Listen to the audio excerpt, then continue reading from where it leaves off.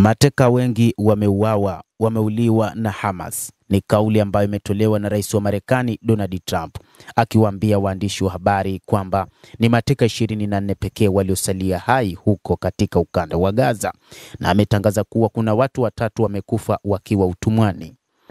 Walisema ni 24 tu ndio wanaishi, na sasa nimesahihisha, wamebaki 21 kwa sababu kufikia leo ni 21.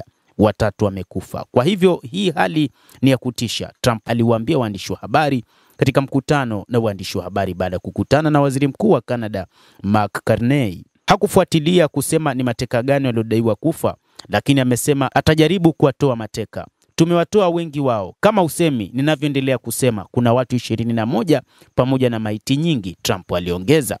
Katika taarifa kwenye ukurasa wake wa X, Gal Hit, mratibu wa jukwaa la mateka na familia zilizotoweka, alipinga madai ya Trump kwa sasa, akisema kuna watu 21 tu walio hai. Hivi sasa mateka 59 wanashikiliwa na wapiganaji wa Hamas.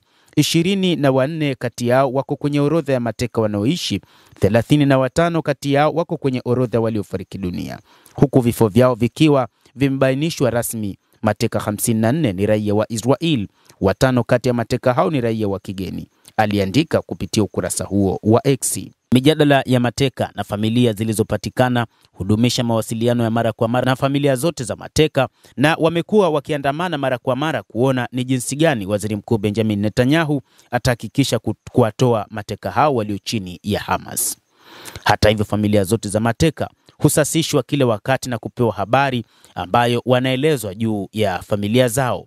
Jukwaa la familia za mateka zimetoa taarifa mapema Jumatano iliyosomeka: kwa mara nyingine tena tunadai kwamba serikali ya Israel, ikiwa kuna habari mpya ambayo imezuiwa kutoka kwetu, ishiriki nasi mara moja. Jukwaa hilo liliongeza na kusema kuwa idadi rasmi ambayo ilikuwa imefikishwa kwao ni mateka 24 walio hai. Sarah Netanyahu, mke wa Waziri Mkuu Benjamin Netanyahu, alisema mwishoni mwa mwezi Aprili kwamba Waziri Mkuu Benjamin Netanyahu wa Israel aliwaambia waandishi wa habari kwamba ni mateka 24 walikuwa hai huko Gaza, huku mkewe Sarah akionekana kumrekebisha akisema ni 21 kama alivyosema Donald Trump. Kuna hadi mateka 24 wanaoishi Gaza, Netanyahu alisema, Sarah akinong'ona kando yake, wachache, ambapo Netanyahu alisisitiza hadi sasa ni mateka 24 wanaoishi. Mapema mwezi Mei, Trump alisema alidhani kuwa idadi ya mateka waliobaki ilikuwa ni chini ya 21. Alisema kati ya 59, 24 wako hai, lakini uelewa wangu sasa ni kwamba idadi hiyo ni ndogo zaidi, watatu hawapo, Trump alisisitiza. Basi mtazamaji, hiyo ni kauli ya Rais wa Marekani Donald Trump juu ya mateka walio chini ya wapiganaji wa Hamas huko katika ukanda wa Gaza, ambao walitekwa mnamo Oktoba 7 mwaka 2023, lakini nadaiwa wengi wao wamekufa.